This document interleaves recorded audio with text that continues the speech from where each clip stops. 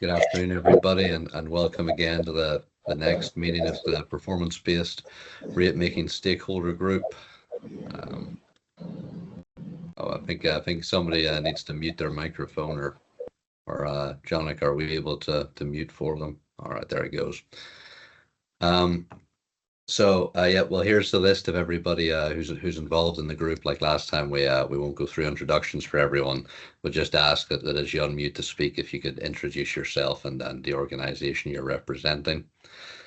Now we go to our next slide. We'll see our agenda for today.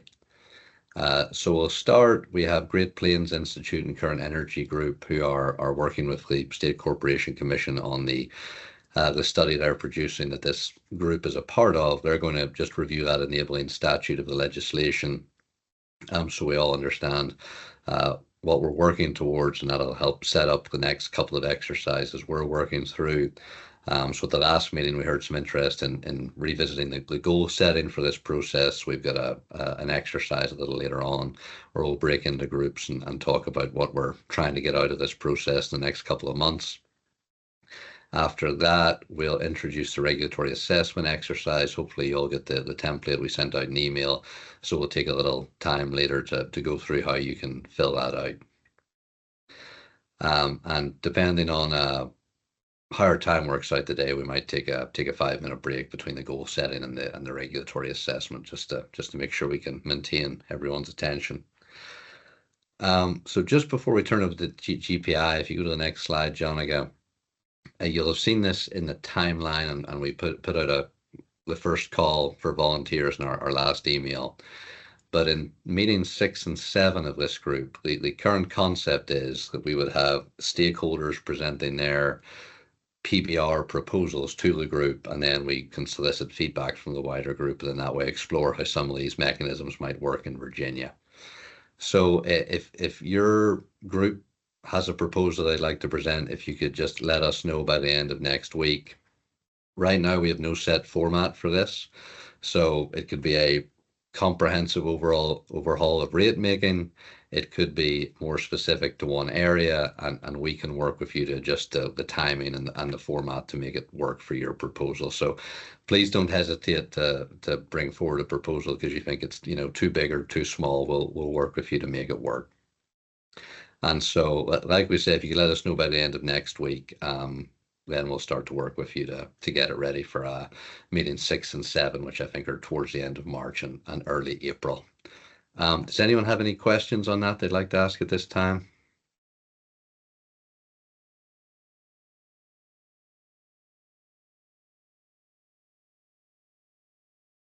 Okay, well, if anyone does, just don't hesitate to reach out to Jonica or myself.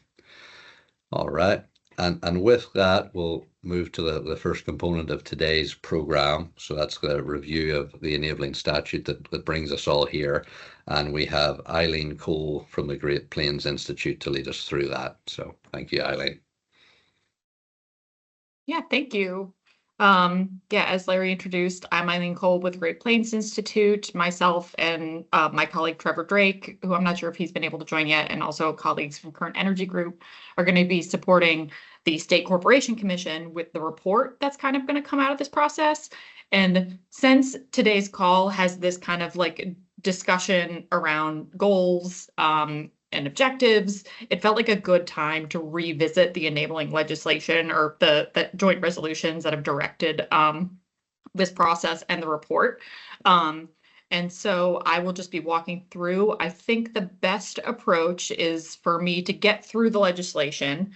I have a handful of slides, and I am going to be doing some reading from the slides just because it's language that needs to be kind of consistent. And then we'll have plenty of time after that for any questions. I would also encourage my colleague Dan Cross-Call from Current Energy Group at any point in time. Feel free to jump in if you want to add additional color to any of the items I'm going over. And Jonica, you can go ahead to the next slide. All right.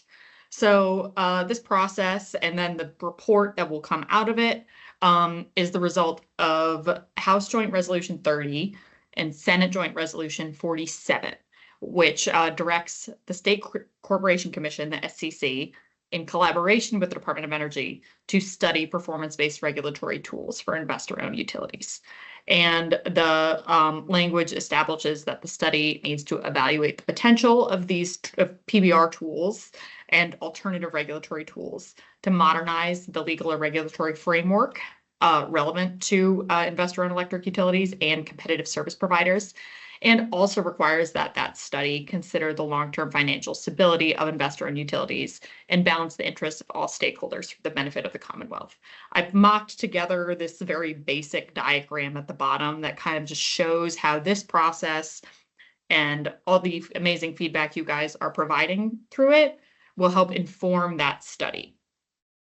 So as throughout the meetings that we've had and in the meetings going forward, everything you're contributing is going into a report that the department is making on the stakeholder, like a summary for the stakeholder process. And we will use that to help inform our subsequent more kind of PBR core study. In September, the commission needs to submit the study to the Governor and General Assembly, and then the commission and the department need to present those findings to the legislature, various legislative committees that's outlined in the statute and in the joint resolutions, and the Commission on Electric Utility Regulation in November. So you can go ahead to the next slide. So in this slide, I've really just outlined this process, or the parts of the joint resolutions that talk about this process. I absolutely defer to the department. They've been doing a great job on any specific questions about this process, but the joint resolution establishes that the department needs to create and facilitate a stakeholder process with all these different stakeholders involved, and establishes that the stakeholder process needs to include facilitated workshops and presentations on alternative regulatory tools, opportunities for open dialogue and meaningful input, access to the information and other resources necessary for robust engagement, and the opportunity to respond to proposals as appropriate. And the department's been doing a great job setting the process up for success in that regard, so that we have all the information we need when it comes to this study. And you can go ahead to the next slide. All right, and for the next handful of slides, I'm really just going to be going over all the different kind of enumerated items in the joint resolution that kind of list out what the commission study needs to include. So this first part is the kind of the core of, okay, what it overall needs to be explored and evaluated in this study. And so it indicates that in the study, the commission needs to evaluate the potential for PBR and alternative regulatory tools to assist in tracking and achieving improved performance in these metrics: affordability, reliability, customer service, and resiliency, pretty standard utility metrics, enhancing cost containment incentives, streamlining planning and resource procurement to secure competitive prices for energy infrastructure, harmonizing financial incentives created through regulation with the Commonwealth's energy policy goals, eliminating disincentives for utilities to deploy third-party and customer-owned generation, energy efficiency savings, and peak load reduction, and making progress towards the Commonwealth's decarbonization goals. Next slide. It continues to kind of lay out that the commission needs to, and that the study that the commission is preparing, and we're supporting the commission with this effort, needs to include an analysis of the current regulatory framework and financial incentives that that framework creates for the investor-owned electric utilities and competitive service providers in the Commonwealth. Needs to identify possible misalignments between such incentives for investor-owned and competitive service providers and the Commonwealth's energy policy goals. I know that's going to be part of, the next, later we'll go into some details about that. Needs to analyze performance-based and alternative regulatory tools used in other jurisdictions to correct such misalignments. Review the varying obligations on investor-owned utilities and competitive service providers. Analyze the impact of competitive service providers in the Commonwealth. Propose reforms to the current regulatory framework. Identify reforms that could be implemented under the current authority vested in the commission, as well as reforms that might require different enabling legislation, so might not be yet in that authority. And consider whether and how these tools assist in preventing carbon leakage from the manufacturing sector. Next slide. The joint resolution also outlines like a bunch of the specific PBR tools and or alternative regulatory tools that need to be considered in the study. These many, if not all of these, you guys have already seen some presentations on, so you should have some familiarity. They include reporting metrics, scorecards, performance incentive mechanisms, decoupling electricity sales from utility revenues, multi-year rate plans, fuel cost sharing mechanisms, best practices for all source competitive procurement, strategies to equalize financial incentives to deploy capital expenditures and operating expenses, and other information deemed relevant or helpful for accomplishing this. Next slide. So I'm not going to read through all of these, but I just wanted to list them out. List these performance areas out the way that they are listed in the joint resolution. The joint resolution lists these, I think it's 15 different performance areas. They range from, emergency response and safety to cyber and physical security to environmental justice and equity, customer aspects. I wanted to list them out as they're spelled out. And then you can go ahead to the next slide, Jonica.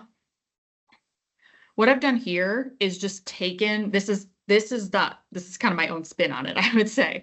I've taken the list of items from the joint resolution and grouped them into buckets that are kind of easier to conceptualize, because there's that big list of 15 items. Some might relate to others, some might not, and they're not really categorized. So I've grouped them into 4 different categories just to help it be easier to remember them, because there are so many. I grouped them into a grid safety and reliability category, a customer and community considerations category, a category related to cost implications, and this final category, clean energy deployment and power sector decarbonization. I will just list the items in each category just so that we're all clear on them, but with the recognition that there are some of these that I put in one bucket as a best fit, but there are arguments that they could be made in another, they could be moved to another bucket. This is just to help provide some mental clarity to the fact that it's a very large list. So under grid safety and reliability, we have reliability and resiliency, emergency response and safety, peak demand reductions, cyber and physical security of the grid, and annual and monthly generation and resource needs, in addition to hourly generation and resource needs on the 10 hottest and coldest days of the year. Under this green box, this customer and community considerations, we have customer service and environmental justice and equity. Under cost implications, we have affordability for customers, cost-efficient utility investments in operations, and maximization of available federal funding. Then under this last kind of purpley box, we have savings maximization from energy efficiency and exceedance of statutorily required savings levels. Integration of distributed energy resources, including the quality and timeliness of interconnection of customer-owned and third-party resources. Beneficial electrification, including in the transportation and building sectors, and decarbonization of the Commonwealth electricity sector. The numbering, you'll see it kind of seems weird. That's just because I've included the numbers of the way they're numbered in the joint resolution, just so if you want to go back and check or whatever, if that is made hopefully easier to reference. One other item I want to identify and just provide clarity on is that this slide only lists 14 items. There is a 15th item in that list that is essentially just and anything else. So it is possible that there is another kind of performance area worth looking at that's not included in this list. That's kind of an open-ended option, but the list is quite comprehensive. So I just wanted to put that out there. And Jonica, I believe I have 1 slide left. Okay, so this again just reiterates that little graphic I provided at the beginning, which is that you are part of this Department of Energy process. All the great feedback you guys are providing through this process, so the department's doing an awesome job running, is going to inform the commission's PBR study, which we'll be helping with. The department's process really is going to aim to understand the stakeholder perspectives and obtain stakeholder feedback regarding how, or the extent to which PBR can assist in electric utility regulation in Virginia, potential misalignments in the current regulatory framework that performance-based regulation or alternative models could correct, and alternative regulatory tools for correcting those misalignments, scorecards, PIMs, multi-year rate plans, etc. Then this commission study is going to use all the findings from this engagement process. There will be some additional supplementary research as needed, and it'll include consideration for a bunch of the performance areas that I just went over on the previous slide. So I know that was a lot of information at once, but we thought it would be helpful to really just lay out. There's a lot in the enabling the joint resolutions. And so we thought it would be really helpful to revisit now that you've had a few meetings under your belt to kind of think about, okay, all the feedback that I'm providing, where is that going to go? And what is that feedback kind of shaped around? So with that, I have no more slides to go over, but I think we have time carved out for some questions. And I would also encourage, anyone from the commission or department or Dan, I think I saw that Dan is on, also feel free to jump in. Good afternoon. This is Tim McCormick from I'm here on behalf of the Virginia Committee and the Old Dominion Committee, which are industrials. I guess my question is, when you say the potential for PBR to assist in electric IOU regulation, do you imagine the outcome of the Department of Energy stakeholder process would be recommending adoption of performance-based rates or other regulatory frameworks? Or is the Department of Energy going to say, here are the tools and here are the pros and cons, and then it would be up to the SEC to actually recommend it, to make recommendations? So I guess my question is, who is making recommendations as to whether or not something should be used? Is it the Department of Energy or the SEC?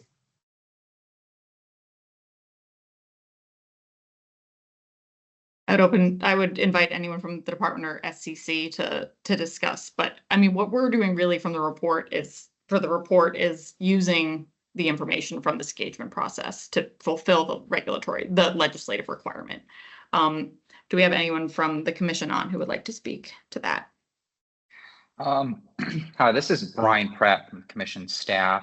And, I don't want to speak for Larry or Jonica. My thought is maybe they should take the first crack at maybe answering your specific question as to what the department is going to provide. And then maybe I can add some clarity on how we may use that.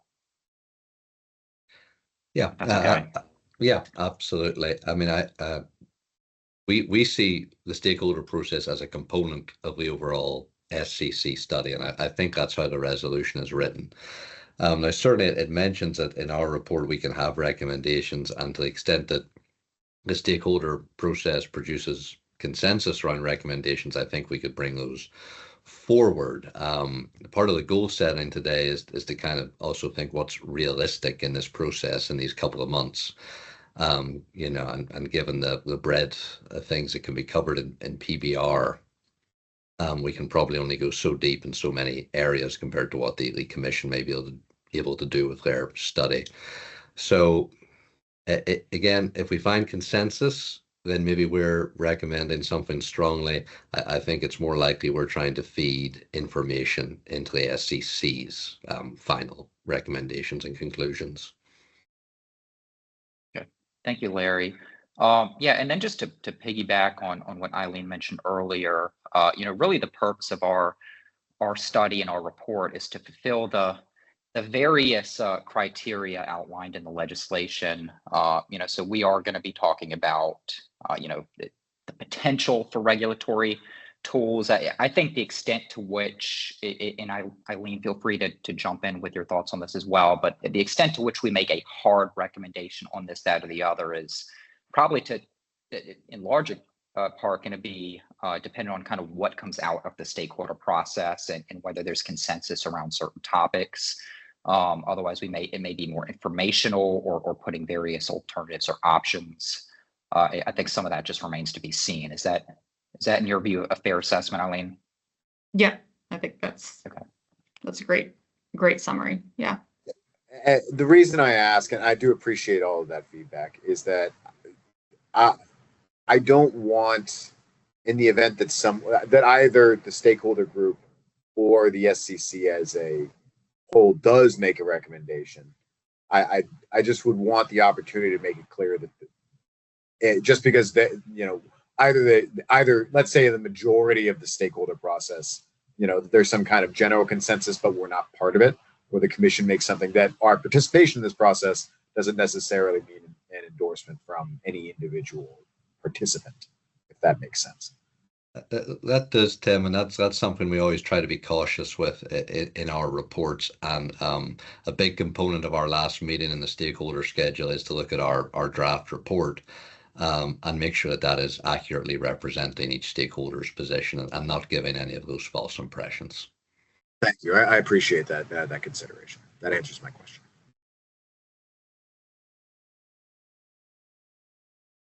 Does anyone have any other questions about the directive for this? John, I saw you put your hand up.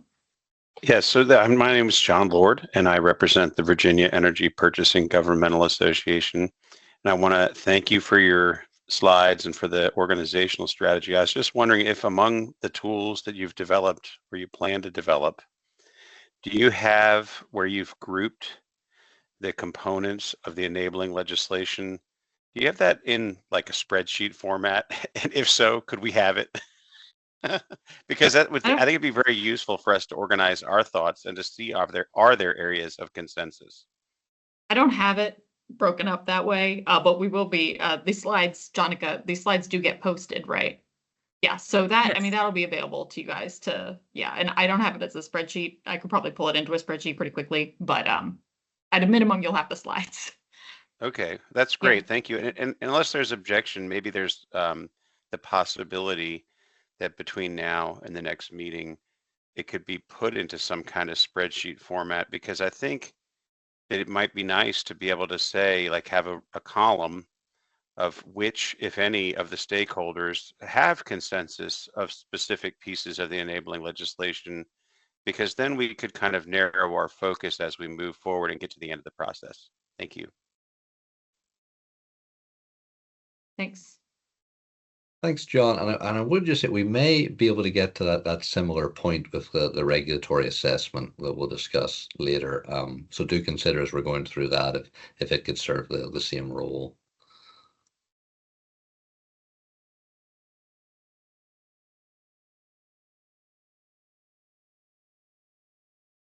All right. Here's Laura.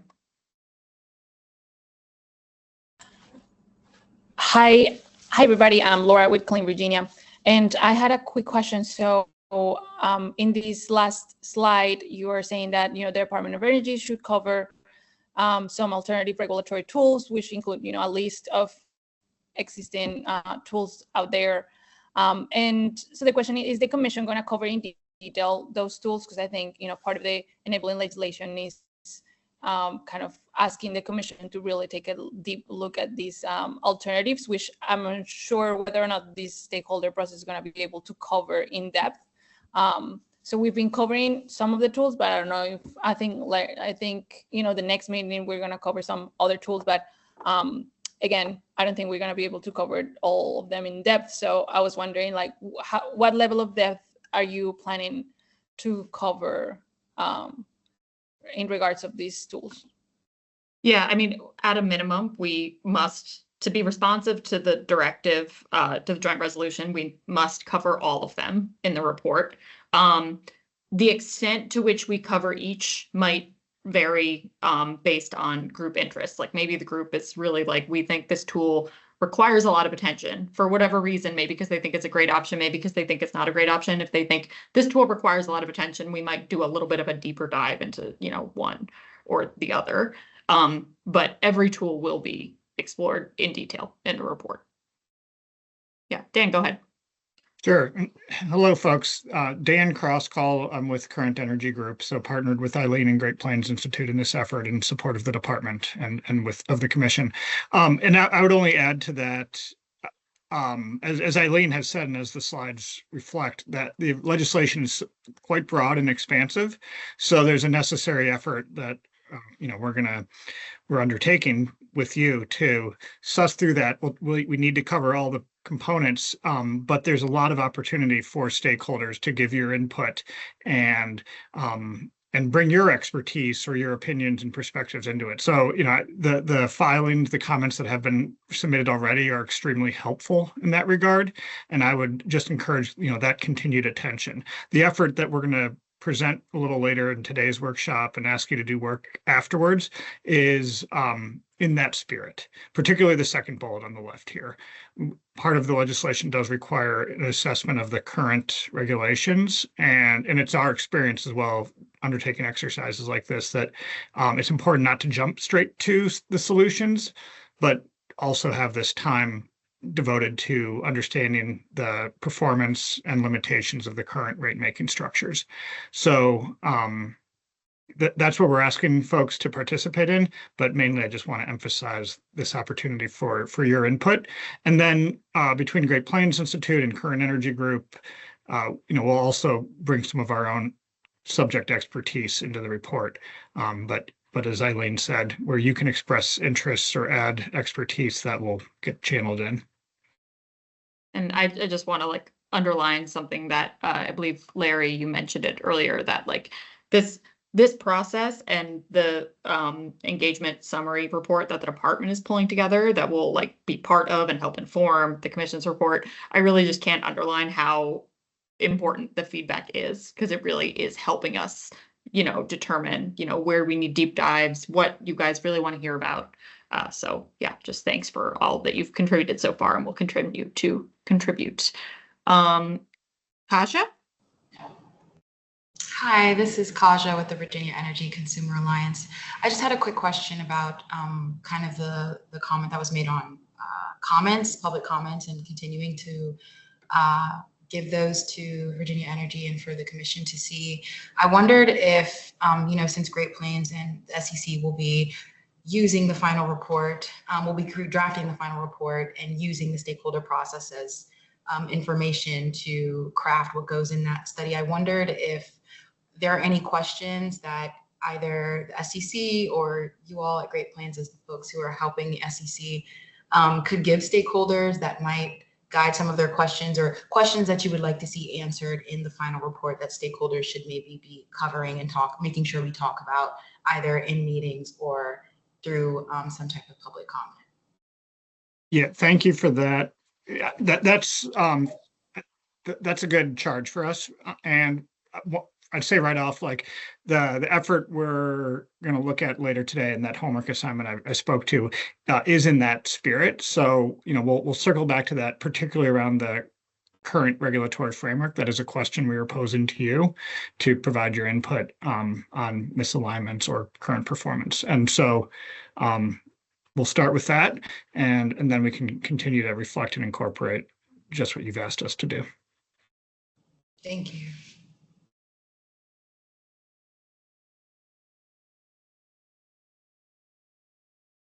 All right. Seeing no other questions, and I don't specifically have the agenda up in front. I want to make sure we don't spill over from my section into the next item. So Larry, if you want to go ahead. All right. Thank you, Eileen. And so we'll move in to the next part of our program here. And that's at our last meeting, we heard there was some interest in trying to discuss goal setting. So we've set up an exercise for today where we'll break people into groups, and we'll try to answer two main questions. Hopefully you saw these come through last night. But the idea is to give each group 20 minutes, so maybe 10 minutes for each of these. But firstly, for each person in the group, in the breakout group, to discuss their goals for as organizations or individuals. What do you want to get out of the stakeholder process, and what input do you want to provide that will go into that final SCC report. And then the second part, thinking more as a group, what should be the top 3 goals for the output from the stakeholder process. And there's no particular prescription what that should be, but we have a few suggestions here that goals could be in terms of the final report format, the types of recommendations we make to the SCC, the key subjects to address, things of that nature. And the only real caveat is, whatever goals we set have to be things that we can reasonably address in the time we have. So we've I think we have 4 more meetings after this and a couple of months to get through our work to make sure we can get the material to Great Plains and SCC in time that they can incorporate everything into their final report. So we'll also copy those questions into the chat so that each group has them. And then, Jonica, if you go to the next slide, just about the structure for this. So again, we'll give 20 minutes for each breakout group, 10 minutes each for each question suggested. Each breakout room will have a facilitator just to help make sure you understand the exercise and keep you on time. Each group will also have a representative from the SCC. They won't be actively participating. They're just there to listen and kind of absorb the conversation. We would ask, if possible, if each group could find a volunteer to take notes in the document, maybe share that on screen if possible so everyone can see the discussion as it happens.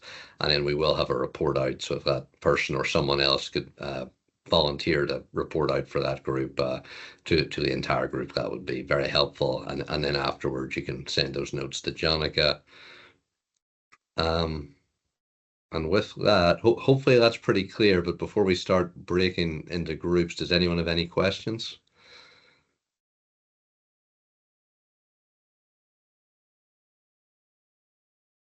Okay, I don't see any, and again, you will, each group will have a facilitator, so if any questions pop up, we'll be available to help guide you through. So it may just take a couple of minutes, or it may be instant, but I know Jonica can go ahead and break us into our groups now. Yeah, just a quick thing to note that I would expect that there might be 1 or 2 minutes that might take for everyone to join the group. So just wait in for a minute or so to start the discussion. And yeah, I'll open the rooms and you should be getting into the rooms now. Thanks. That sounds about right.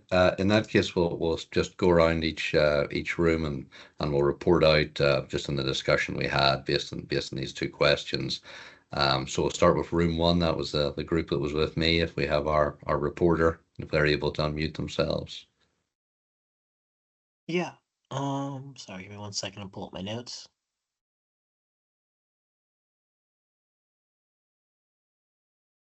So, in our room, one of the main things that we had highlighted was what are the current aspects in PBR? Because we know that we've got those kind of dotted throughout different parts of the code, and we need to make sure that as we're going through this process and then just looking forward at new mechanisms and everything, that we're not ignoring the current mechanisms / old mechanisms that we have in place, and we need to ensure that those are doing what they're supposed to be doing and that they're doing it well to the degree that the stakeholders are that we're content with the direction that those metrics are doing and they're performing how we want them to perform.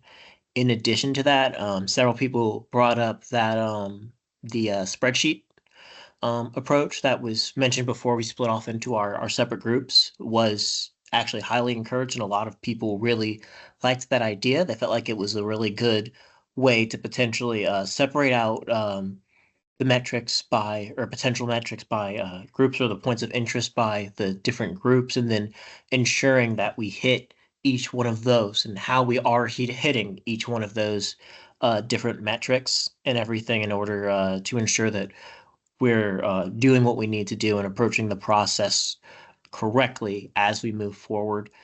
Some people also talked about just kind of what we feel like we want to see going forward, deciding like how the stakeholders want to try to see what PBR looks like for Virginia in the future, whether it be we continue with this kind of incremental PBR approach that we've been doing thus far by using individual elements, or whether we decide to wholesale try to take a more comprehensive approach and seeing what what Virginia would look like in the future if either of those were applied.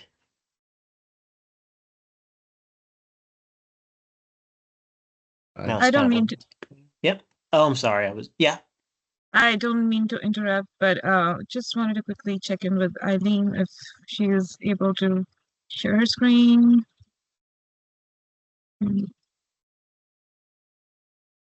Yep, 1 second. Let me pull that up. Yeah, thanks, Eileen. And just so everybody knows, Eileen's going to sort of record the report out as it goes, just so we can all see what's been said. Yeah. And I did miss the couple too, a couple at the beginning while I was pulling this document up, but we have the recording as well. So yeah, and I think I was jotting them down. I think the first one mentioned was looking at the current performance-based elements that are already in the code and evaluating, how well they have worked. And then the other one was agreement with John's spreadsheet idea from earlier, looking across the 14 performance areas and thinking, what does the current code do for it? What are the options, that kind of performance-based options that might apply, and then trying to evaluate those. So support for that idea. And then Victoria. I'm sorry, I was going to say, you can go ahead though. Sorry, just Victoria was also helping us take notes, so I've put them in chat for everyone to see and for Eileen to go over again. Okay. And then also is like one last thing. It's just that we want to make sure that we have a balanced approach to this. So we don't want to just laser focus in on one or two metrics and then sacrifice other metrics, or kind of backslide in other metrics. As we're looking at it as a whole, we want to make sure that, if we're progressing in the right direction on everything instead of sacrificing certain categories to push for others.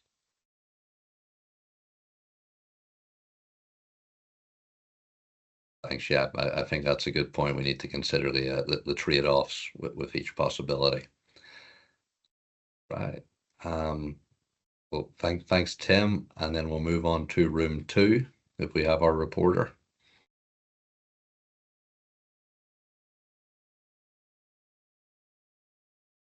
Larry, how do we know which room we were in? Forgive me. Jonica, do you know who the facilitator in room 2 was? And that should help. Yeah, I can pull that up.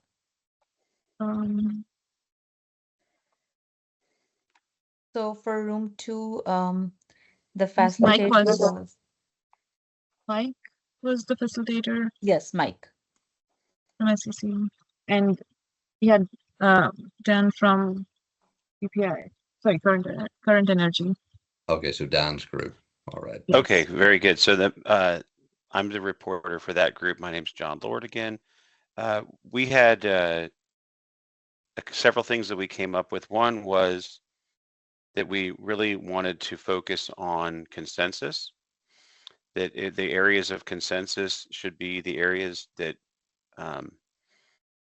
any further research, any further study, any further analysis for actual implementation probably should be put into the areas of consensus. We also felt like affordability was a very big topic, and it was noted in our discussion that affordability probably needs to be defined in a way that everyone can agree on what it means. And what I mean by that, for everybody who wasn't in the group, if you're a public utility, you may say that affordability means that all of your costs are covered, and so therefore you can afford to operate.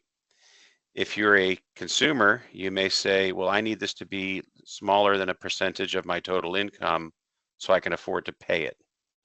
And that the word affordability isn't controversial in and of itself, but it may mean different things to different people.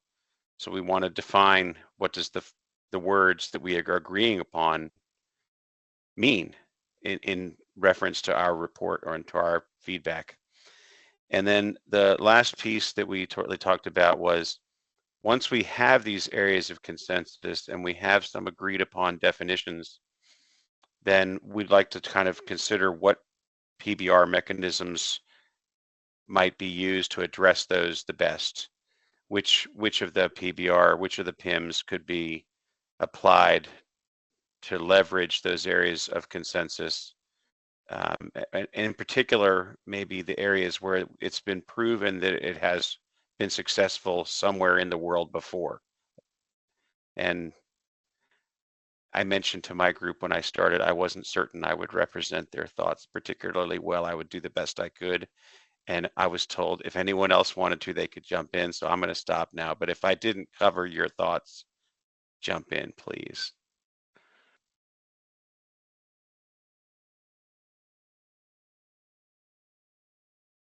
All right. Sounds like you got it. So, I'll- John, go ahead. This is Dan from Current Energy Group. If I'll just add, I think it didn't get noted here on the screen, but I think the third thing that John was speaking to is a desire to really learn among the people in our room, understand better what the PBR mechanisms are and how they can be applied to those areas of concern or opportunity for improvement. And then around consensus, the additional thing I heard related to that is it's not always consensus to understand or to create a necessarily like agreement, but just mutual understanding between the organizations so you could identify among peers who might have a shared interest.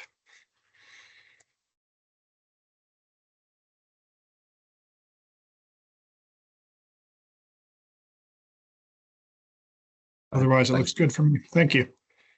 Thanks, Dan. Jonica, who was our facilitator in room 3? For room 3, Brian was the observer, Brian Pratt. That And was I the think McDonald was the facilitator. Okay, so someone from Matt's group report out.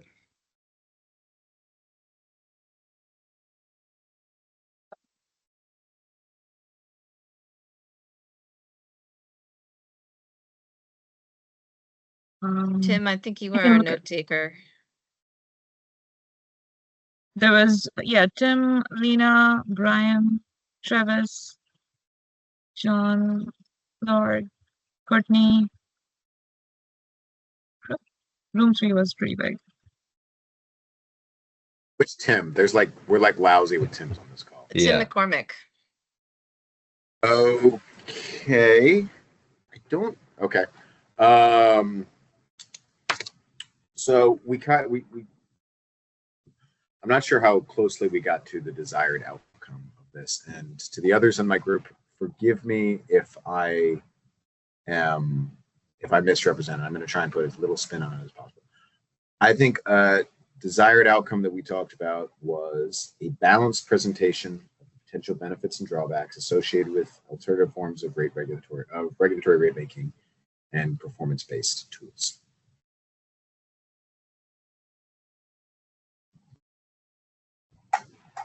And I mean, what we talked about was that the value of these tools is dependent on the goal for which they will be used. If the goal, which is to say, if the goal is to reduce energy consumption, then certain tools will be more valuable in getting you there. If the goal is to achieve carbon reduction, other tools will be more valuable. If the goal is lowest possible rates, other tools will get you there. And the value of the tools is dependent on the prioritization of the goals. And I think that you have to balance the value of the tool versus its cost. So that's what I mean by a presentation of the potential benefits and drawbacks associated with each of those tools. And I'll let the others in the group tell me that I'm wrong or mischaracterizing our conversation, but I think that I'm right.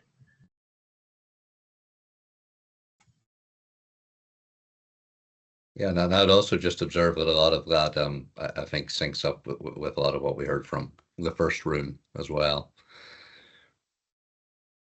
Was there any additional comment from room 3?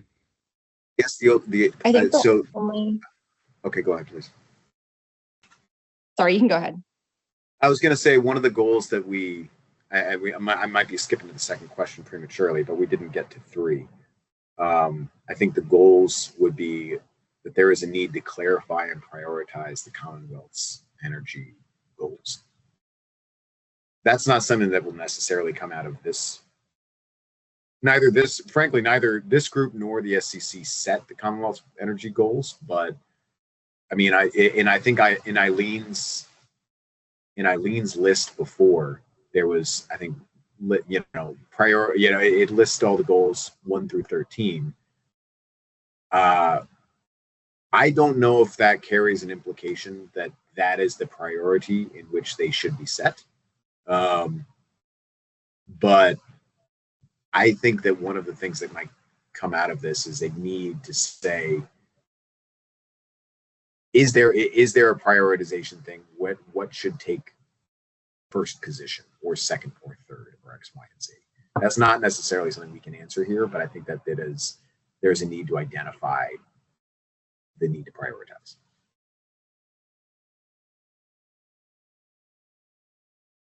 And I was just going to jump in and say that I think the only thing that didn't get covered in that summary was the idea that we also need to identify where our current system is at. So this is sort of repeating what other groups have said, but both understanding like what mechanisms we have in place now, are those mechanisms working, and what are particular problems in the system we have now that we might want to be addressing with PBR. So just sort of understanding what our current condition is to understand, obviously, what we would want to change. True, Savannah. Thank you. I didn't say that.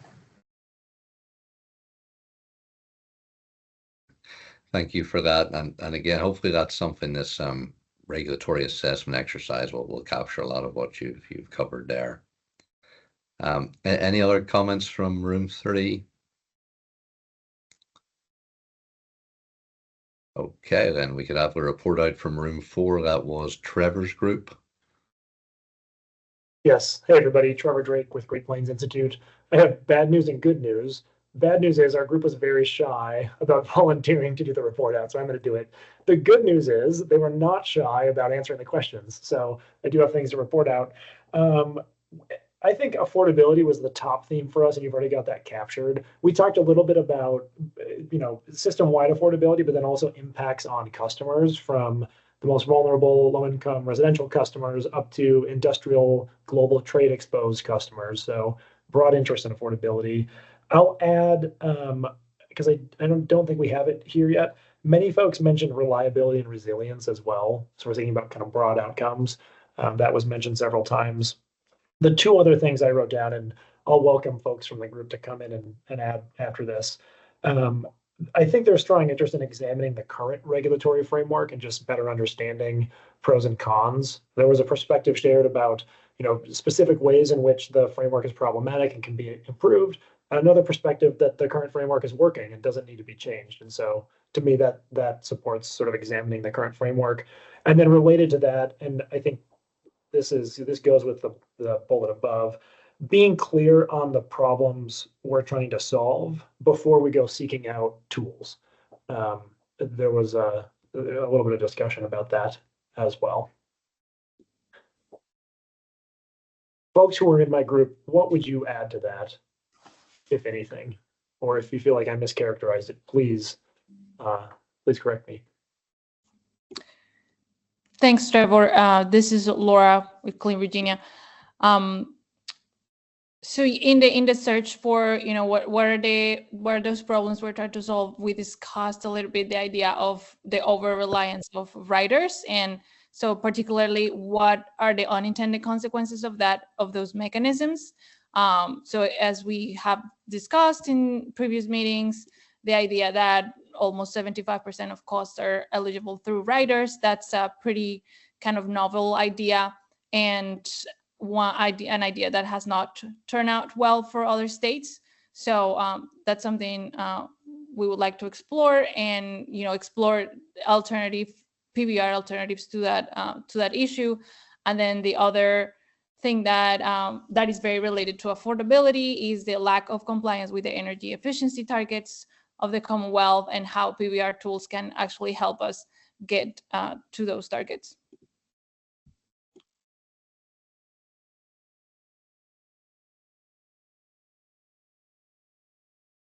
Thanks, Laura. Anyone else from room 4 have anything to add? All right, thanks, Trevor. And then finally, we have room 5. That would be Eileen's group. Yeah. We were kind of talking right up until the end, so I volunteered to do a report out based on what I heard, but certainly welcome anyone from my group to chime in. A lot of what we discussed has already been captured in these notes from what people already reported out from other groups. We kind of related to this affordability and also reliability and resilience component. There was a discussion of kind of ensuring, and I apologize, I'm going to be speaking and I'll fill my notes in later. It's hard to do the speak and the write at the same time. But there was discussion of ensuring that whatever is done, whatever that outcome might be, is in the public interest and is consistent with public interest needs. There was also a lot of support for kind of one of the outcomes people wanted of the stakeholder process was to have enough education on performance-based regulation and the regulatory tools and alternative frameworks to be able to really participate in a robust way and provide lots of feedback. People thought that was really, really important for a topic like this. Let's see. Additionally, one thing that is, I think, partially captured in some of the items here, but not fully captured, is there was a discussion of, maybe it fits with this understanding what we have now, how it works, the discussion of this kind of looking longer term with respect to a return on investment. Like, if there is to be some sort of alternative framework, there was a desire that it be a framework that values a longer term perspective of the energy system with an understanding of the complexity of that system, with an understanding of how programs interplay, how different technologies interplay, and all sorts of aspects like that. I would like to turn it around to anybody else in my group who would like to add additional color to what I just summarized. And while folks are thinking about that, Eileen, I tried to help you by taking notes for you and putting them in the chat. Oh, thank you. This is Carrie Hearn. I know that Joe Lurch had to leave, but one thing that he brought up was looking at life cycle impacts and thinking about, decommissioning and the broader impacts of technologies on whether it's the local community or economic frameworks to be able to capture waste. So I know life cycle assessments and decommissioning has been another research project of Virginia Energy and the Commission, but putting that into this framework as well.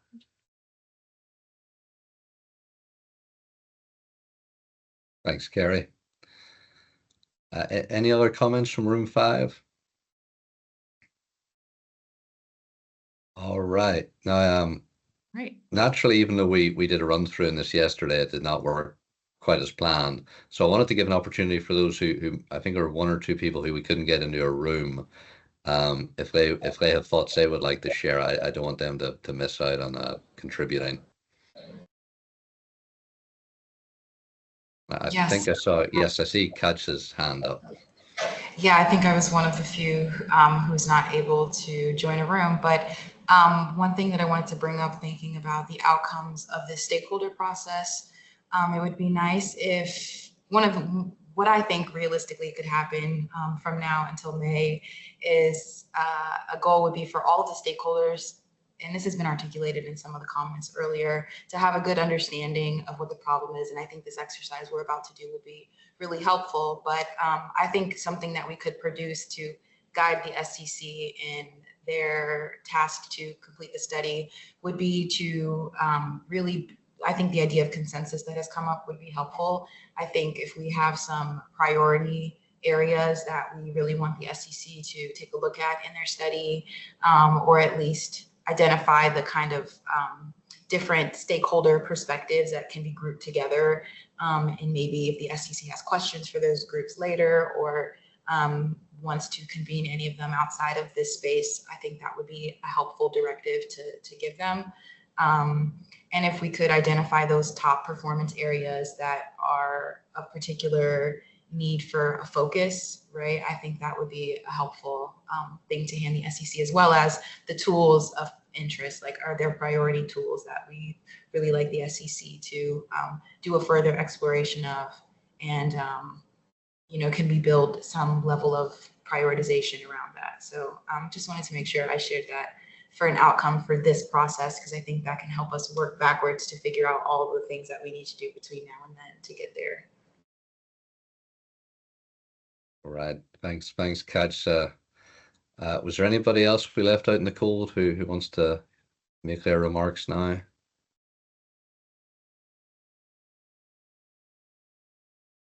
Okay. Well, thank you everyone for your contributions.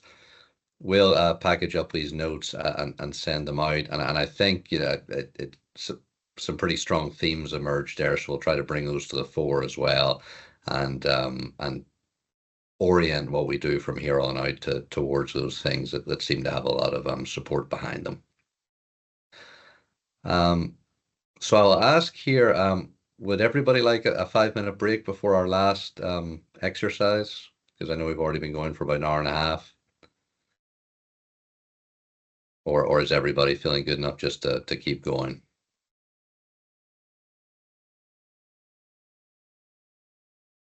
Right up. I suspect a 5-minute break. This is Dan. I suspect a 5-minute break would be useful for many. There's a vote of support. Perfect. All right. Well, why don't we come back at 2:35? Right.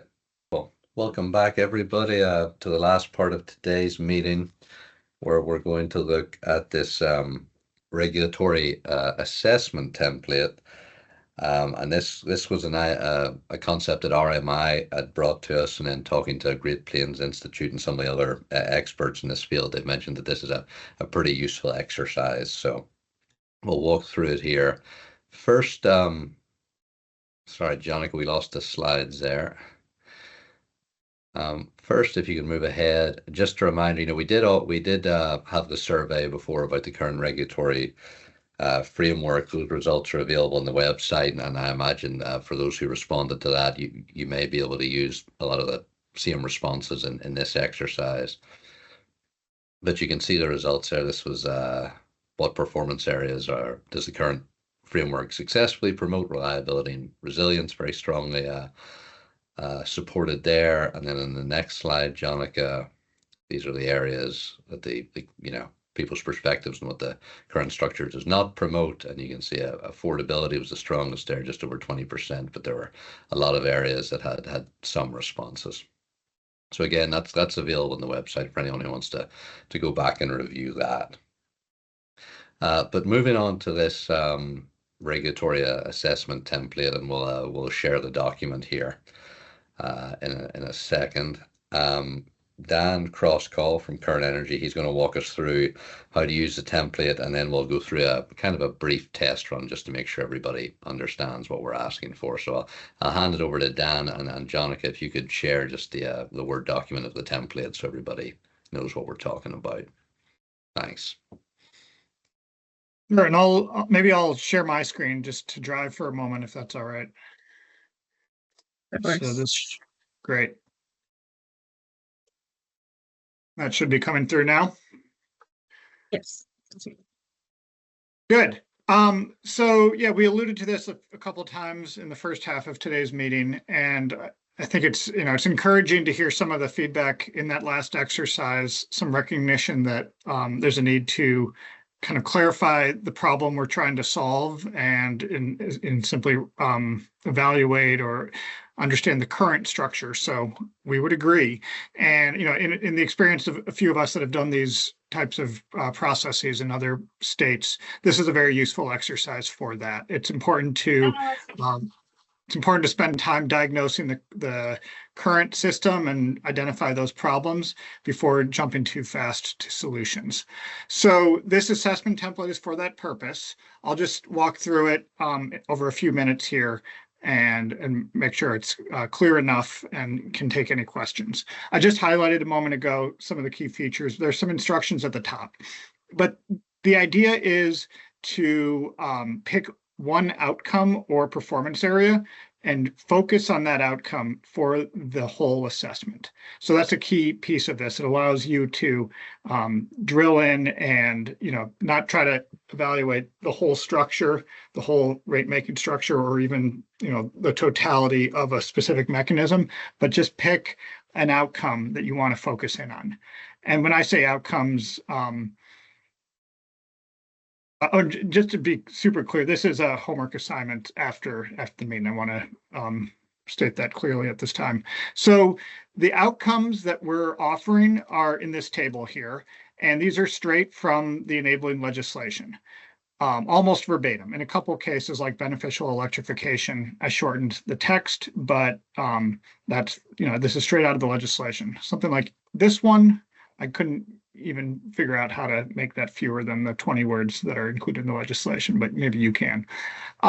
You have the choice if there's a different outcome or performance area that's not in the legislation that you want to focus on, you can do that.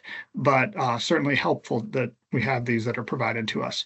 And you pick one per assessment. We're going to ask you to do at least 2 worksheets as an assignment. So each organization should submit at least 2 separate worksheets. It's a Word document, so it's simple enough to do it twice or more if you prefer. And again, just to stress, this is an assessment of the current system as it exists in Virginia. So the process will simply be to I won't even say reliability and resiliency, but you can say just pick, one, and you're going to state that at the top in this cell right here. Just put it in so we know what you're evaluating. And then it's intentionally simplified, a little bit of brute force simplification, but for each existing regulatory mechanism, those are listed here in this first column, go one by one and evaluate how that performs on, in this case, reliability. And the ask is to make a kind of determination for just that outcome and that mechanism. Does the mechanism support achievement of that outcome? Does it help reliability? Does it disincentivize or undermine achievement of that outcome, which would be a negative, positive or negative? Or in some cases, is it neutral or no impact? You could put a 0 in this cell here. And so that's the process. You can work right down the list. There's a couple, big components like the rate review process. I think there's both forward-looking and backwards-looking components in Virginia. ROE determinations are a piece that you can include, and we would ask you to. Rate adjustment clauses, as has been acknowledged, are quite a large component of Virginia rate making. And so we have included a number of those, but not all. I'll note that I think we omitted by mistake simply the fuel recovery factor. So you can see I've added that in the one I'm sharing here, and we can provide an updated template after the meeting. But for a few of the trackers or rate adjustment clauses, do this exercise. How does that tracker affect the outcome that you chose to evaluate? And in the cell here, provide a little bit of discussion that supports your assessment of whether it's positive or negative or no impact. And then issues for attention. The request there is to specifically, if there's a feature of this that may not work or that could be the subject of improvement, you can note that here. So, you'll see, I think it can be a question you want considered further, but really better is if in the assessment that you turn in, if you can use this space to identify a feature of the current regulations or the current mechanism in particular that should be the subject of further review and possible improvement. That's this issue for attention space. A couple more points. Under the rate adjustment clauses in particular, there's 2 empty rows here that you can pick additional trackers that are in existence and add those here. And, that 2's just the start, but it's a Word document, so you would certainly be able to add another row if there's a third you want to do. You'll get it in the Word format. You can add rows to this. I see one hand up. Yes, John. Excuse me, I didn't mean to interrupt, but I do have a question for you. Let's say that we're trying to complete this assessment, but we may have a limited understanding of the effectiveness of whatever component we're trying to analyze, but we know what data we might need to see or what reporting we might need to review to be able to get that. Should we maybe, if we don't feel like we have the information we need to make an effective analysis, can we just note what we're missing or what we might like to see? Or I don't mind even doing some research to try to support an answer, but I'm not certain I'm prepared to respond to all these. No, and I understand. That's fair. Thank you for raising that. So yes, fill this out to the best of you and your organization's abilities. Where, your offer to do some research is greatly appreciated. I think that's the spirit with which we, would hope you can do the work. So spend a little time with it, add some detail or supporting information if you can. But certainly, because even for a single outcome, there's more than a dozen rows here. For one thing, maybe not all rows are as important or applicable to that outcome. And you can either put a 0 there or even an NA for not applicable. Like, that's okay. Or do note if you suspect it has some impact, some influence, and maybe is of importance, but you don't feel qualified at this time. Sure, absolutely note that. I hope that some of your input will be, more supported, or you'll lend an opinion on it, because we hope to get more than questions. We hope to get some of your perspectives from the organizations and assessment directly. But it is understood that you're not going to necessarily have a strong view or an informed view on every row here. Does that answer your question, John? Yeah, that's fine. That's perfect. Thank you. And it is good to know that what you're really looking for is whatever knowledge we happen to have, whatever input we happen to have. But it is good also to know that there may be a chance to revisit something if there's a consistent message that, hey, we don't have within our stakeholder group a good answer for this particular concept. That's right. And by completing this is a form of issue identification as well, right? So, to be transparent in what we will get out of this, if 50 or 80% of the organizations pick the same outcome for part of your submissions, that's data that is indicating a strong interest and focus on that outcome, whether it's reliability, whether it's affordability, in other areas. So that itself is helpful data for our teams and for the commission and the department to collect. But then more important is beginning to get your input on how the existing structures support or don't support its performance. Yeah. Kasia, you have a question as well? Yeah, I'm not sure if this is a question or maybe more. Sure, please go ahead, but you're on mute now. Oh, sorry about that. Yeah, I'm not sure if this is so much of a question as it is a comment, but going back to one of the points that John Lord described earlier, which is for the goals and outcomes, like if we're looking at the list that's from the resolution, like taking example, the affordability for customers.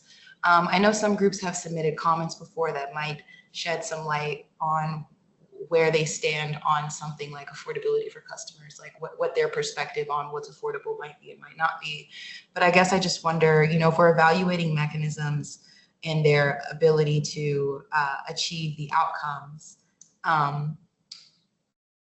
will the outcomes ultimately be guided by how folks view the goals? And are we making the assumption that everyone is kind of operating under the same general definitions of these performance areas? Does that make sense? Like, I don't know if the comments before, will help the commission kind of figure out what that perspective is, or how folks can notate that to clear up like what any discrepancies might be across all of the different assessments that get completed.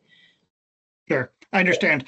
The comments you've done before remain, important, and that we have a record of them and we're reading them. And I was reviewing them just this morning, and in many cases, they're quite complete and insightful. So this does not replace that in any respect. I mean, all of this is taken together is one answer.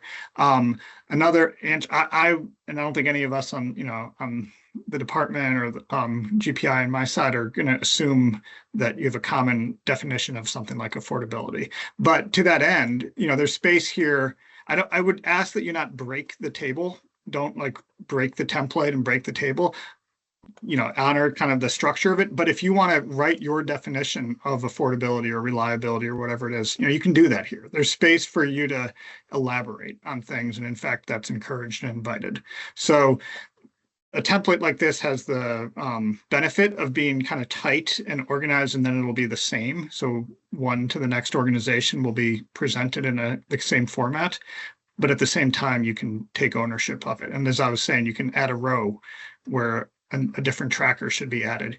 If a whole different mechanism is overlooked, but you want to add it, you can add a whole row at the bottom of this, and that's welcomed. Thank you. That's really helpful. And one other quick question, just to clarify, this is to be completed before the end of the stakeholder process, or is there a deadline for these to be sent back? Sooner than the end. I don't know that I'd defer to the department on a deadline there, but we would like it, probably in the next couple weeks, but we can figure out the deadline. And if we don't have it now, we'll return to you. Yes, Larry. Yeah, it's sort of a two-tier deadline because we recognize that this may take time. So the first deadline is for anyone who could get it completed by the end of the day on March 6th, because that would give us time to package it up before the next meeting and have this available to folks.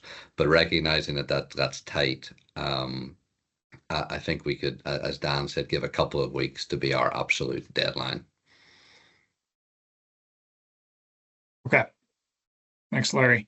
So March 6th, I think that's next week, will be greatly appreciated. And we can follow up with additional hard deadline that may follow that. Yes, Laura? Yeah, I think an extended deadline will be actually very helpful, because as we learn more about PBR and what PBR is trying to fix, it will be easier for us to complete this table.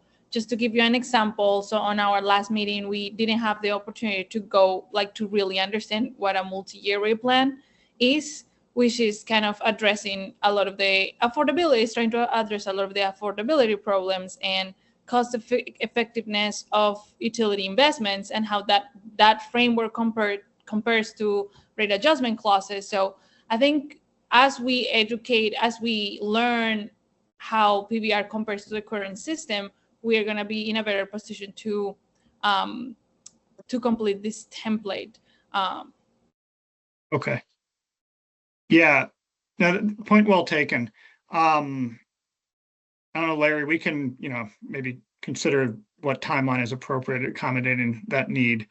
Yeah, we can discuss. I think it just depends how we hope to use it. If we're hoping to have this something that we can reflect on as we move through this process, we'll need a deadline sooner. If it's more, this is just what we're transmitting onto the SCC, then I certainly think we can give people more time. If you think that subsequent meetings will inform how you complete these. And a couple follow-up points there, Laura. I know this is not what you were saying, but I'll just take the opportunity to say again, this is to evaluate the current regulations and current structure. So while there are some incentive mechanisms in place in Virginia, you do not need to apply this to prospective PBR mechanisms, but rather the structures that we do have. That was just one point.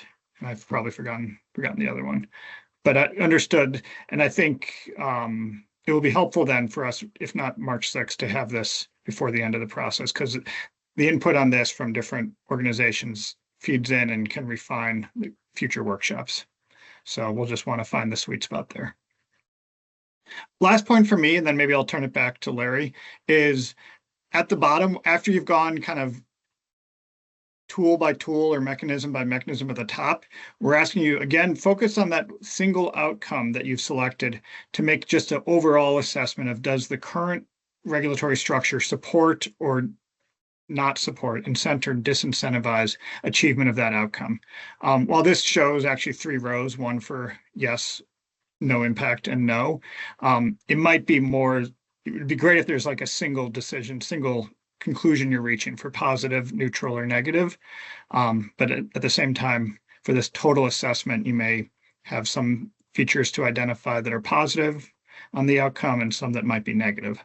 So you go line by line, tool by tool through the table, and then a general assessment at the bottom for the full structure, the full rate making structure that exists in Virginia. I'll stop there unless there's other clarification I can provide. I see one hand is up by John. Hey, so just one more quick question about this. There's 14 outcomes in the box at the top. So the instructions say select an outcome, and there's 14.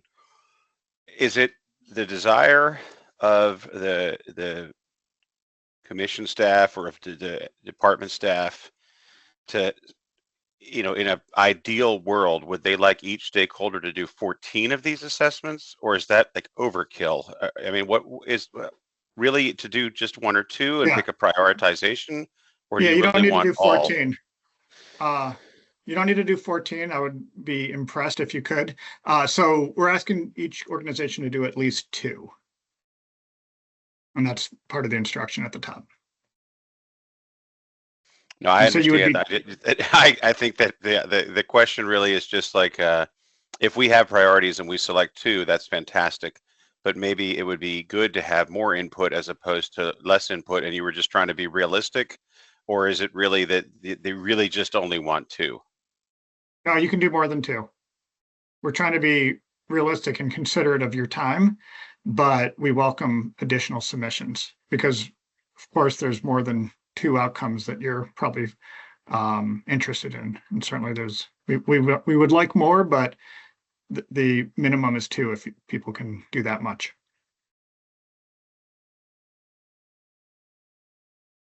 And to be clear again, you'll do 1 document, 1 table for each. So at a minimum, your organization will return 2 completed documents, 2 templates or more. Okay. Any other questions before I turn it back to Larry?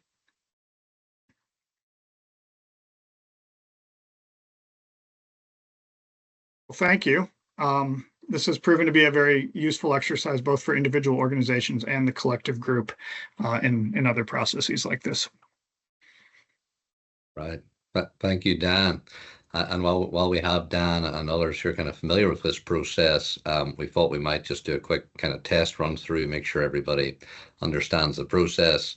So the idea here is our outcome would be affordability for customers, and we're just going to go to a couple of those rows and kind of see if people can provide the feedback and what the type of answers may be.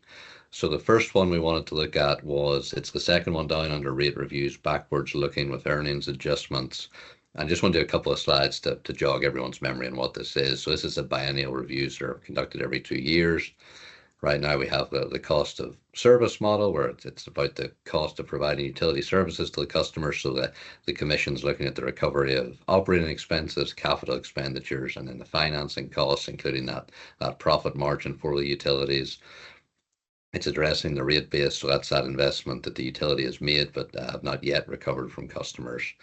And then the amount utility finances, and then thus has an opportunity to earn its cost of capital on.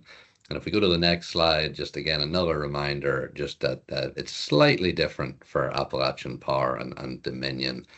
I won't go into the details, but you can see that the earnings tests and the customer refund conditions are very slightly different, similar, but just different in where the thresholds start and what these splits are between returns to customer and returns to shareholders. And for something like this, as you're going through the exercise yourself, just a reminder, we had a lot of good presentations in week 2 in these different areas. And in week 3, I think it was week 3, we had Kim Pate from the SCC discuss this directly, the rate making process. So then, Jonica, if you could go to the template and bring that up. As I said, we'll address this backwards rate making first, and then we'll try energy efficiency standards as well. So again, we're looking through the lens. Our outcome in this example run is affordability for customers. So focusing on that bill reduction or lowest possible bill. And sharing the screen. Can you see the template? Yes, thank you. So yeah, so in that outcome box, we would put affordability for customers. And I think, as was mentioned previously, when you're doing this for your own organization, if you do feel like that definition may not be specific enough, you can maybe write just a little extra commentary to make sure it's understood what you mean by affordability and what your responses are trying to push towards. So you can see the highlighted response there, backwards looking with rate adjustments. I think Dan went through the scoring scheme. So plus means the mechanism incents the achievement of that outcome. So this backwards looking rate adjustments do incentivize affordability. A 0 would mean it has no impact, that the backwards looking rate adjustments really don't affect affordability for customers. And then the minus would mean that the current system around backwards looking reviews actually disincentivizes the affordability towards customers. So hopefully that makes sense to everyone. And if it does, I'll just start with kind of an open call. If there's anyone there who is willing to kind of give their rating and an explanation, of why they think it might be a plus, a 0, or a minus for affordability. And we won't hold you to this as your formal submission. Just if we want to work through this and think how we might think about this. So is there anybody who has thought about the current review structure and kind of has a view on how it does or does not incentivize affordability?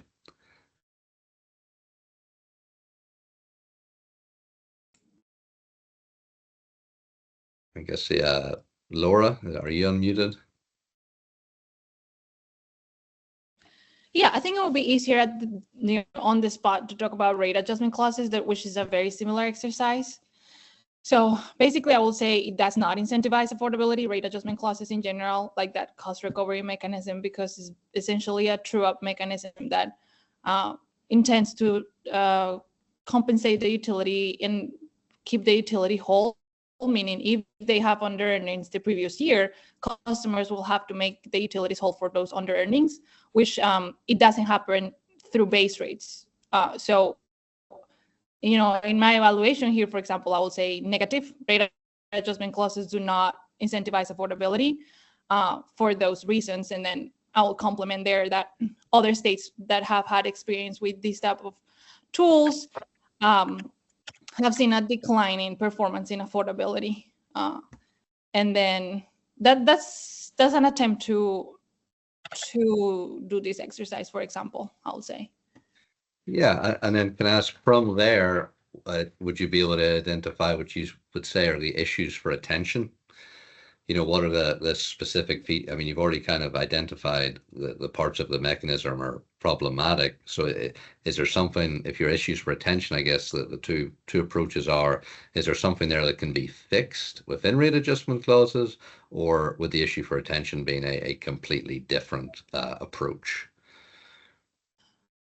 Well, I mean, my on-spot attempt to answer that would be that that we should study the opportunity to roll all the racks into the base rates, because the base rates, according to experience from other states and according to theory, rate-making theory, are a mechanism that offers more cost containment incentives for the utilities.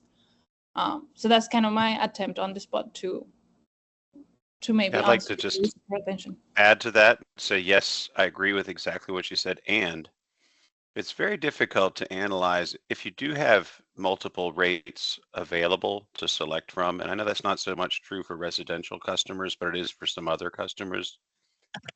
When you have to analyze all the different rate adjustment clauses, it really multiplies the level of difficulty and makes it nearly impossible. So it is true, like she said, when you put all of the things into base rates, it seems to be a better mechanism for the customer to be able to have cost containment, and recovery for the utilities still is not lost. And then in addition to that, there's this level of complication, like how do you understand your bill? And I think even in the most recent legislative session, this concept of a truncated bill where there's still the different rate adjustment clauses, but they're only going to be listed as a totalization of a group of rate adjustment clauses, just adds to the opacity and lack of transparency. It doesn't actually improve, it makes it worse. Yeah. And I mean, I think I've understood you there in terms of this assessment. How do you think bill transparency, or the lack of bill transparency that you're, as you would perceive it, then affects affordability? Well, if you can't determine whether you're paying what you believe you're supposed to pay or not, it makes it very difficult and people give up and they stop analyzing whether it's affordable or not. And once you stop paying attention, when the cat's away, the mice will play. Understood. And Jonathan, repeat, I think we could put all these notes under other trackers. These seem to just more broadly address racks, and maybe that's actually something we should put in here as maybe a just an overview of racks. I think we have the individual ones listed. And so, John, again, from that, just trying to think through working the template, what would you say then in terms of bill structure in this case, or is the issue for attention? Well, I do think that not having rate adjustment clauses in large amounts and putting the rate into the base rate helps improve the affordability in the manner we've already described. And it helps improve the ability for a customer to understand their bill and know that they're paying the proper amount. If you don't understand what you're paying, but you know you have to pay it or they're going to cut your power off, you don't analyze it for affordability. It has to be understandable to be even analyzable. Like you can't analyze what you don't understand. And maybe that's too deep for this tool, but I think it's a true statement that when the bills become so complex that the average customer can't even understand them, they cease to try and they just say, well, if I don't pay it, they're going to cut me off. And so affordability becomes impossible to even consider. Understood. Thanks, John. Is there anyone else who would, I guess, answer differently in terms of either rate reviews or racks? Or, I mean, you could have a positive or negative view, but is there just another aspect you would mention when it comes to affordability for customers?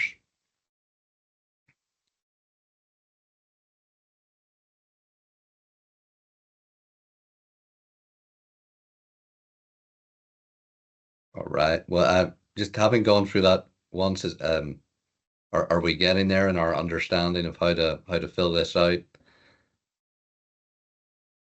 And I think our notes are in the slightly wrong places just because we don't have a general rack category here, but you can imagine all these notes would be in one section together. Yeah, I think we can, when we send an updated version with fossil fuel costs, we can add that. Yeah. Yeah, we can have maybe another column just for general comments or general idea. All right. Yeah. Okay. Well, let's just try one more before we close up. John, could you be able to just bring up the slides again? So the next area we wanted to go to was, just to give you one more example in this. So in the sheet, this is called energy efficiency savings targets, ROE, the return on equity adder applied to demand side management operating expenses. And then if you're looking at this in the tracker, this is under performance adjustments and measurements on page 2. And so as you may be aware, with the Clean Economy Act in 2020, that introduced an energy efficiency resource standard. These are mandatory energy efficiency targets for Dominion Energy and Appalachian Power. So you can see there for Dominion, it's a 5% reduction by 2025 against the 2019 baseline. For Appalachian Power, it's a 2% reduction against the 2019 baseline. And then it does continue past 2025, and from then on, the SEC sets the targets, based on what's reasonable and feasible. And if you go to the next slide, and my thanks to Lena at Nature Conservancy, as I took most of this from her week 2 presentation. But this is how the energy efficiency standards are applied. The utilities are required to meet the savings targets through energy efficiency programs that they operate. If the targets are met, they earn the same return on equity on those programs as they do on capital projects. If the targets are exceeded, they can earn a bonus. That's 20 basis points per every additional 0.1% reduction. And then the one, I guess, stick in this instance is if the targets are not met, they are not allowed to apply for a certificate of public convenience and necessity. It's a bit the basic application for a new fossil fuel generator facility, unless it's an acute reliability issue. So I'm going back to our template again, please, Jonica. Similar question again.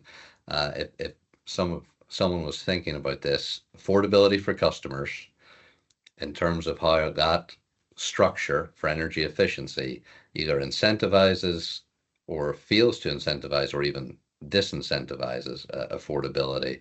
And again, we won't hold you to this as your submission, but does anyone have a view on how that particular mechanism affects affordability for customers?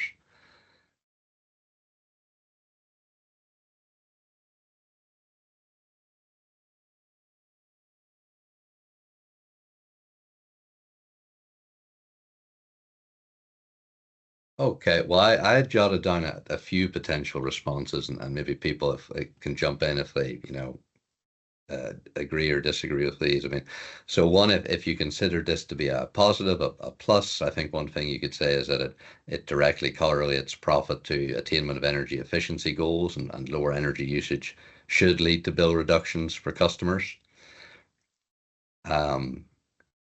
If you were looking at this potentially from the perspective that this it actually disincentivizes affordability for customers, you could say that it requires utilities to invest in energy efficiency programs without any direct monetary downside risk in the event of non-attainment. The downside is around that CPCN filing. So that was just a couple of sort of straw man ideas I had around what could be a plus or minus on this one. Does anyone have any thoughts on those? Or their own perspectives? I'll share one. Oh, go ahead, please. Go ahead. Sure. This is Lena Lewis with the Nature Conservancy. I would just add that these programs have to be approved by the SCC. So with the exceptions of the energy efficiency programs for income qualifying customers, these have to be cost effective. So depending on how that's calculated, that would be a plus for overall bill reductions for customers who are participating in the programs, as you said already, bill reductions as well. To the extent that they lead to less need for generation build out, that will lower costs as well. Yeah, and just to guide to when people are responding, I mean, we're showing the different plus and minus options here, but I think as Dan explained, you would put one rating in the ratings box, and then your discussion would explain your rating, but that doesn't prohibit you from showing that there may be, pros and cons to this. You just, if you say plus, I guess the pros outweigh the cons, and if you say minus, vice versa.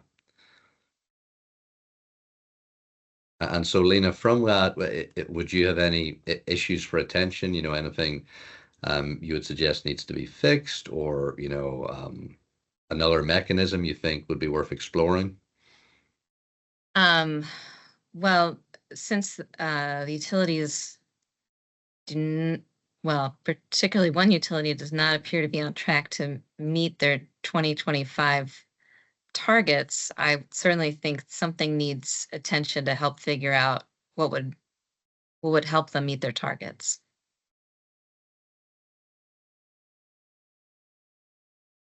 Yeah, makes sense. And then John, go ahead, Dan. Yeah, this is Dan. Just wanted to pipe in and say this is I missed who was speaking, Lena, maybe. That's great example of what could go in the issues for attention column. And to the extent you even want to elaborate, it's welcomed. You don't have to do it here, but to be able to call out something like, as you're saying, a utility is not hitting its target and your organization has an interest in promoting, some attention to that, whether it's strengthening the incentive or changing the structure, whatever it may be. That's the type of input we're seeking here.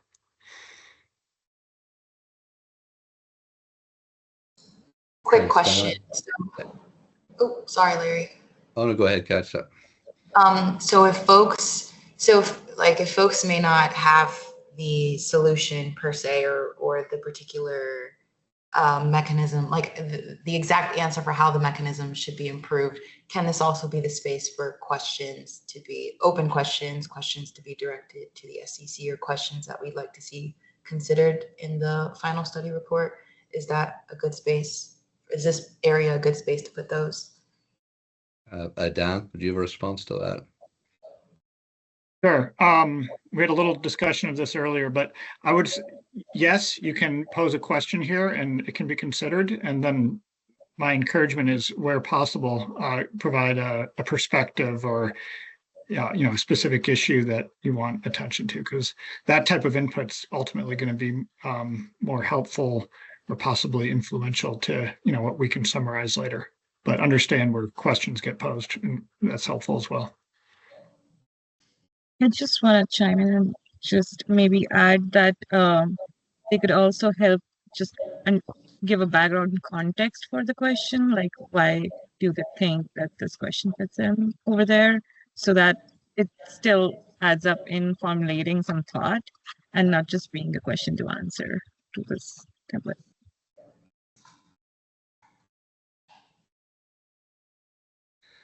Thanks. And then, John, had you wanted to make a point on this, how the energy efficiency savings targets sort of affect affordability? I think I'm really good with what Lena added. I had another thing to say, but just to get the ball rolling, so I think I'll just let it go. Does anyone else have a perspective, something they want to throw out there, and see if it's kind of what would work for this assessment, or just as we're coming to the end, I guess, does anyone have any more questions in the assessment? We've worked through it a little bit.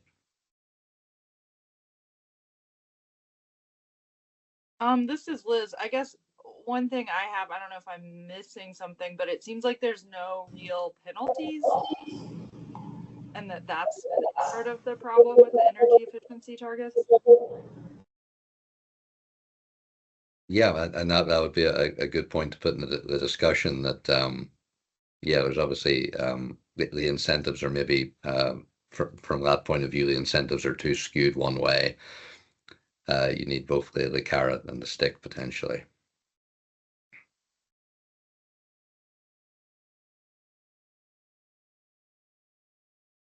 That is a attention, right? Yeah, I think that'll be a point for attention. What I guess the discussion would be, maybe there are no real penalties, and then the issue for attention may be identifying what those penalties could be, or if you don't like the word penalties, motivating factors.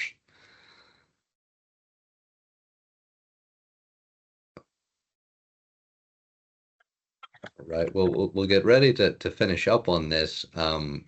And please, I think there will be questions as this goes, so please don't hesitate to reach out to myself and Jonica, and any questions that come through that we think the whole group might be interested in, we'll try and communicate. But before we close out on this, does anyone have anything else they want to ask?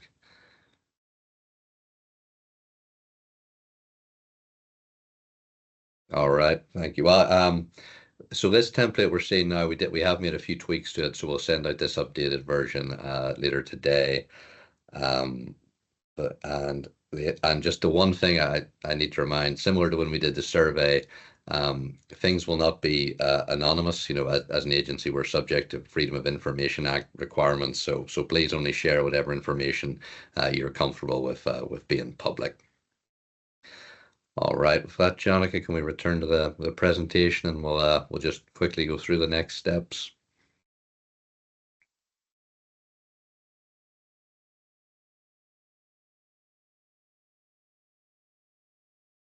Yeah, and we can change. I think we've already discussed this, but if anyone who can get it completed by March 6th, so that we can share it with the group, that's great. But we'll maybe push that final date for completion and give folks a little more time.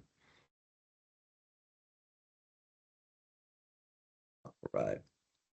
So we've mentioned the template. Again, we mentioned at the start, if you are interested in volunteering to present your performance-based rate making proposal to the group, and I think this would be strongest if it was stakeholder led. And if you could let us know by the end of next week, and again, we'll work with you to tailor it to whatever your proposal is. So don't feel like anything is too comprehensive or too niche. I think it would be good to have a mixture. And just oh, sorry, go ahead, Laura. Oh, no, go at the end.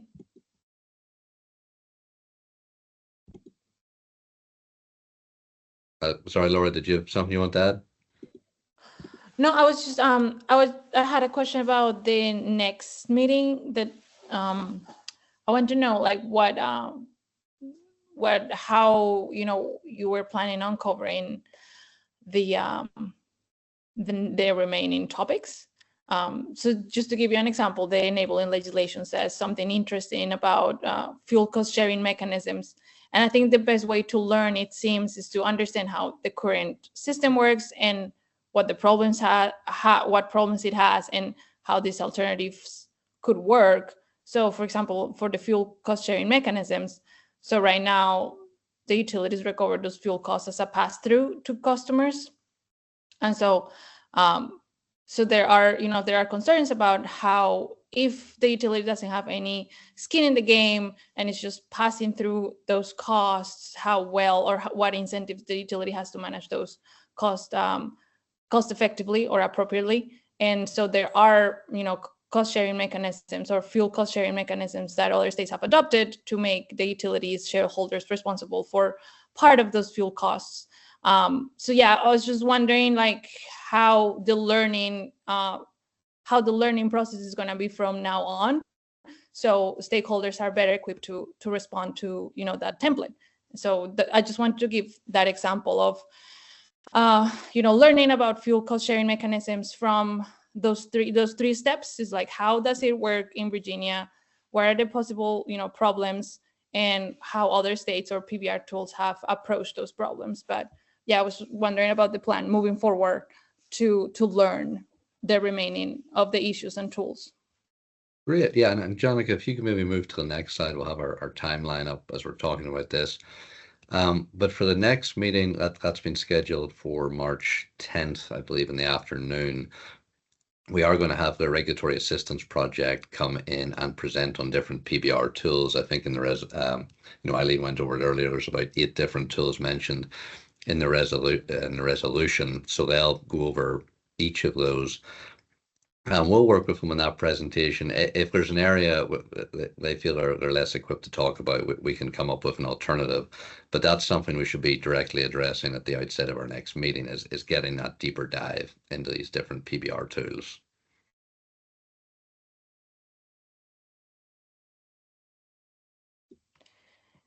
And do you think the Commission or Great Plains Institute could kind of help us learn in parallel, not only about the tools, for example, not only what is decoupling and how it works, but also how we have decoupling for our gas utilities, and so how has decoupling worked in Virginia, and whether or not it has accomplished kind of the promise of the tools. So maybe if we could learn not only what the mechanism in general is, but like what is the current status quo in Virginia, what are the flaws or the things to fix, and how these tools could help.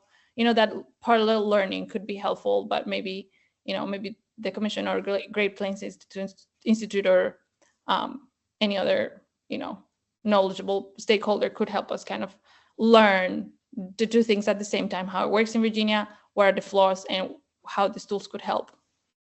Yeah, thanks. And we have been thinking similarly. We've talked to the Commission about getting maybe some presentation from their natural gas side, because as you mentioned, there is already decoupling on natural gas in Virginia. So we're going to see if we can get a presentation on that, and hopefully for the next meeting.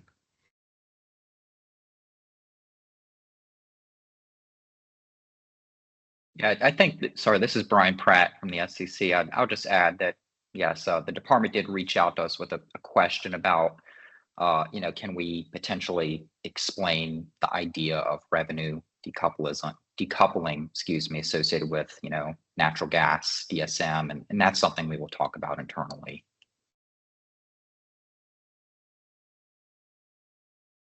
Thanks, Brian. Sure.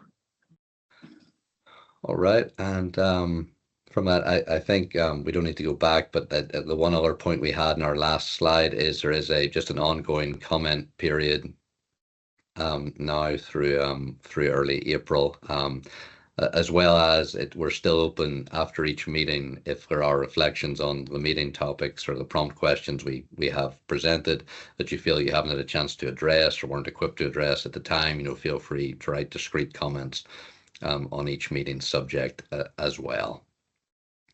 And so the next time we'll see you, I mean, we've already described the meeting, but March 10th, 1 to 4 p.m. currently scheduled for. And we may add, right now we have RAP assigned to talk about different PBR mechanisms, but we may add a few things there if we think we have the extra time. So does anyone have any other comments or questions before we close up?